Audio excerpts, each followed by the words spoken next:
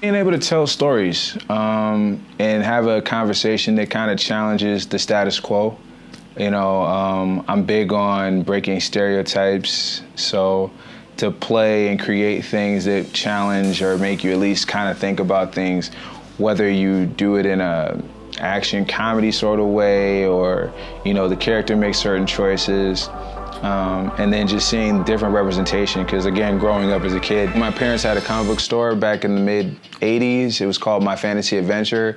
They had video games, comics, collectibles, and movie rentals. And I just remember seeing like a lot of aisles of a lot of cool movies, and they would have like stuff playing on the TV. One minute you're watching Goonies, the next minute you're watching Back to the Future, Indiana Jones, and like just seeing those things play out just really just got me super interested, and I just like fell in love with the idea of playing in that world. At one point I lived in a predominantly white neighborhood and I got in a lot of fights,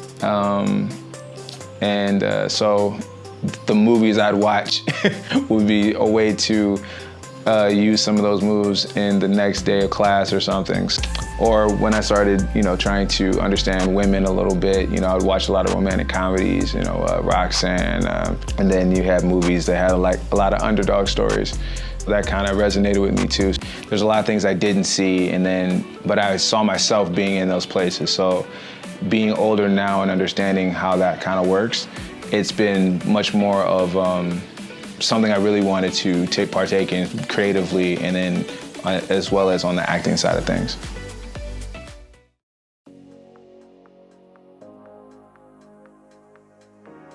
When I hopped in the car to come out here with my friends and my family to pursue entertainment, paying for classes, you know, getting hustled by teachers, you know, and still saying I'm gonna stick with this, that was probably when I decided that I wanted to be that much more into acting.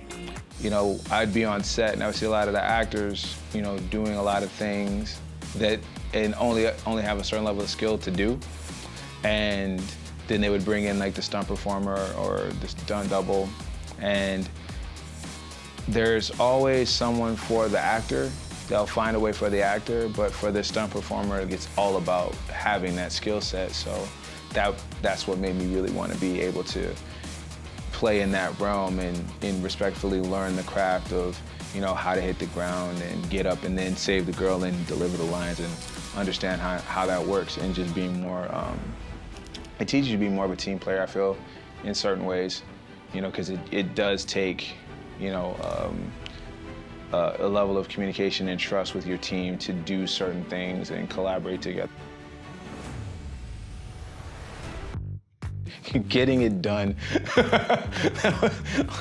I like creating fantasy, sci-fi. I do like action comedies. There was a lot of that stuff growing up for me. You know, early on I was watching movies like Lethal Weapon, Tango and Cash, Indiana Jones, and then, you know, you saw stuff like Beverly Hills Cop, Boomerang, Secret of My Success. So a lot of times you would have these characters in these situations, so there was always like a serious tone, but then you had a comedic tone, and then you had your action, and then you just combine all those things together. I like to read manga. I like music. It's something huge. Without the music, I probably would not have been in any of this, because that was pretty much the starting point. And how I even dealt with music is pretty much still how I deal with film and television and everything else. So if I'm producing, then it's about who I'm gonna bring in for a project. If I'm in front of the camera, and finding someone who can work behind it. If I'm behind the camera, then it's about me just being able to be in the room and give me like 10 minutes, I can start piecing things together. I think that's what we all want, is to be in a space where we're creating something, doing something, whatever it is, and we're getting paid for it. It's important to align yourself with people that want to do what you do. So that way, as you're trying to figure out your method, to the madness, because there's no one way to do this.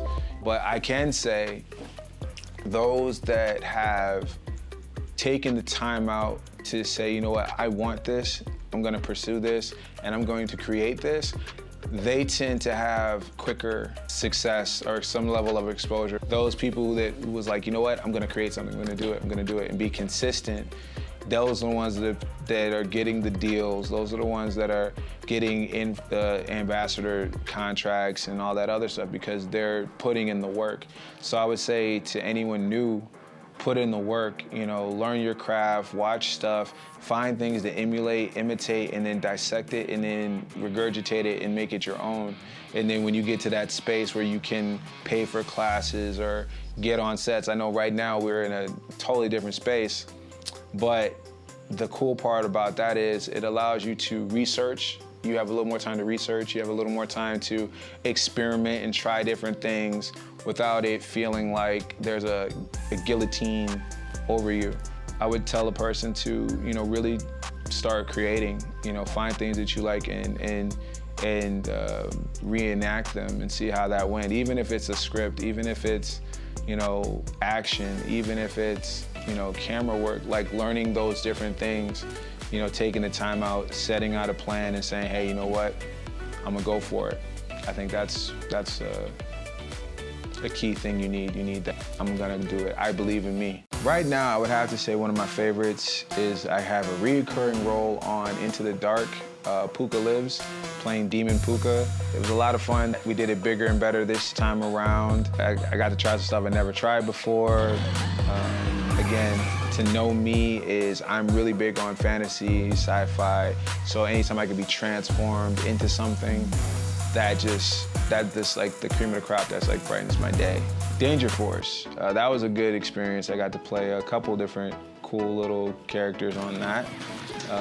Nickelodeon's been a fun place to be with Henry Danger, and then they got Danger Force, and to be a part of both of those, amazing cast and amazing sets. The Orville, that was another good one, because again, I am a huge fan of sci-fi. So to play and then to be on a set where you have, you know, William Riker giving you directions and, you know, that was just super dope. I got to play in this movie called The Second. It should be coming out pretty soon.